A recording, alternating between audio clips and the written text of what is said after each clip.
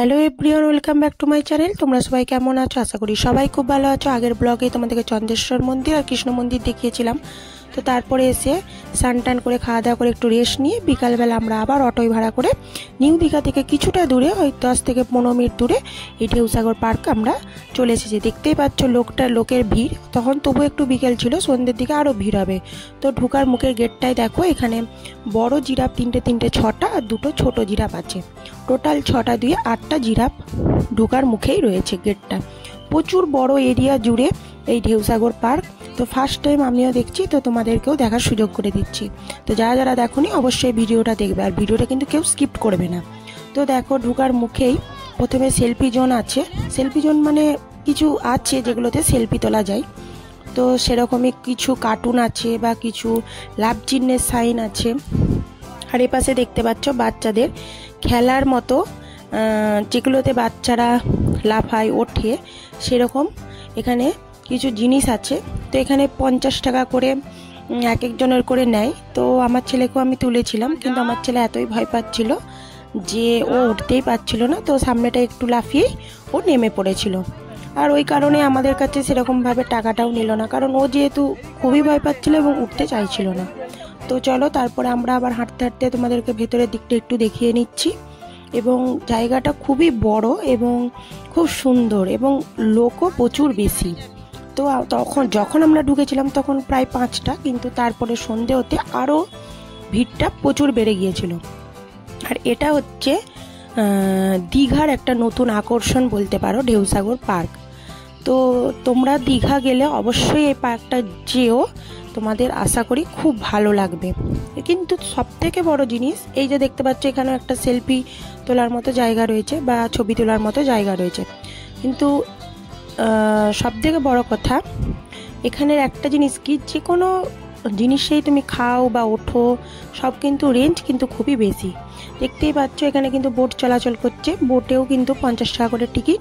আবার এখানে জাহাজও আছে, যেটা তোমাকে ওই পুরো পুকুরটা কাভার করে ঘোরাবে 50 টাকা দিয়ে। তো এখানে অনেক কিছুই তোমাদেরকে দেখাচ্ছে আস্তে আস্তে করে। ওই পাশে দেখতে পাচ্ছ, দেখো এই পাশে হচ্ছে ডান্স করছে।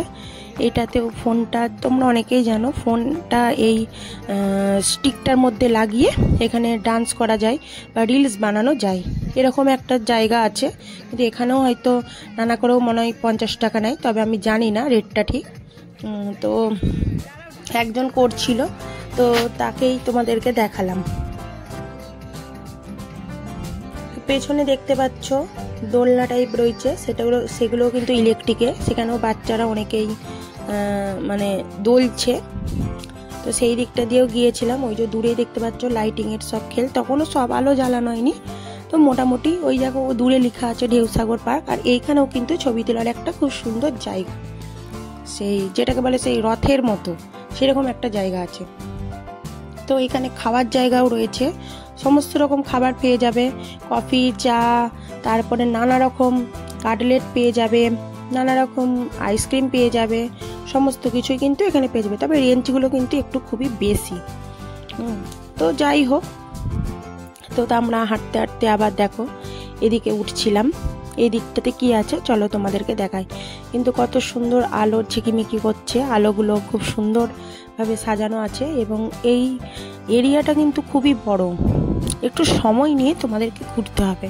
তো আমরা অনেকগুলো জায়গায় মিস করে গিয়েছিলাম, কারণ সময়টা ছিল না হাতে সেরকম, কারণ আবার হোটেলে ফিরতে হবে। তো ওই কারণেই আমরা যতটা সম্ভব চেষ্টা করেছি মোটামুটি ঘুরে নেওয়ার, আর তোমাদেরকেও সেটা দেখানোর চেষ্টা করছি। কিন্তু একটা জিনিস দেখছো, যে আমরা হেঁটে হেঁটে যাচ্ছি, যেটার উপর দিয়ে তার ধারে ধারেও কিন্তু আলো দেওয়া আছে।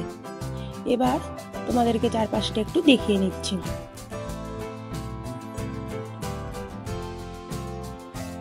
এই দেখো দূরে একটা দেখতে পাচ্ছ জাহাজের মতো, সরি জাহাজ নয়, ময়ূরপঙ্খী জাহাজ যেটাকে বলে। আর এই দূরে একটা দেখতে পাচ্ছ, এখানে কিন্তু একটা খুব আকর্ষণীয় দোলনা হয়েছে। এই দোলনাটা তোমাদেরকে আমি দেখাচ্ছি। তো ওই পাশে দূরে দেখতে পাচ্ছ সমুদ্রের ঢেউ, খুব সুন্দর লাগছে। এখানে কত রকম খাবার পাওয়া যায়। আর ওই ময়ূরপঙ্খী জাহাজটাও কিন্তু খুব সুন্দর লাগে, তবে ওর কাছে যাওয়া যায় না, ওখানে কাউকে উঠতে দেয় না। আমরা গিয়েছিলাম কিন্তু ওখানে উঠতে দেয় না। তো এইখানটাতে দেখো দোলনা একটা রয়েছে, এই যে দেখতে পাচ্ছ এখানে দুজনকে বেঁধে কপি কলের সাহায্যে ওপর দিয়ে তুলে নিচ্ছে, দিয়ে সেখান থেকে ছেড়ে দিচ্ছে। এটা কিন্তু খুব একটা আকর্ষণীয় দোলনা, আর এটা খুবই একটা ভয়ঙ্কর দোলনা। মানে যারা উঠবে তাদের কিন্তু খুবই সাহস নিয়ে তাদেরকে উঠতে হবে। তো যাই হোক, আমার তো দেখে খুবই ভয় লাগছিল, এবং সব থেকে বড় কথা আমার ছেলের খুব প্রচণ্ড ভয় লেগেছিল। এই যে দেখতেই পাচ্ছ টেনে তুলে রেখেছে, দিয়ে ওদেরকে ছেড়ে দিবে, পুরো একদম কত দূর অবধি তারা চলে যাবে। এই যে দেখতে পাচ্ছ কত দূর পর্যন্ত কিন্তু ওরা চলে যাচ্ছে।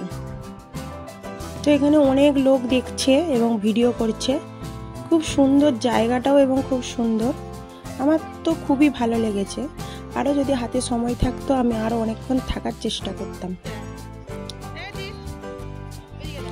তো এই দিকেও বাচ্চাদের অনেক খেলার জায়গা রয়েছে, এই দিকগুলোতেও অনেক বাচ্চারা, এই যে এখানটাতেও একটা রয়েছে দোলনার মতো, বাচ্চারা উঠে এখানটাতে দুলছে।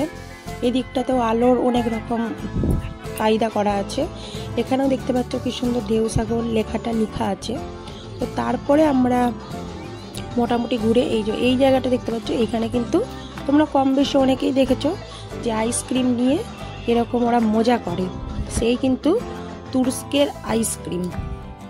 সেই আইসক্রিমগুলোই কিন্তু এখানে কিন্তু আইসক্রিমগুলোর প্রচুর দাম, 100 টাকা প্রায় নিয়েছে। তো তারপরে এই যে দেখতে পাচ্ছ আকর্ষণীয় একটা জিনিস আছে, ট্রেন, যেটা গেট থেকে একদম শেষ প্রান্ত পর্যন্ত নিয়ে যাবে 10 টাকায়। শেয়ার আর সাবস্ক্রাইব করতে ভুলে যেও না। আজকের মতো আসি, টাটা, আবার নেক্সট ব্লগে দেখা।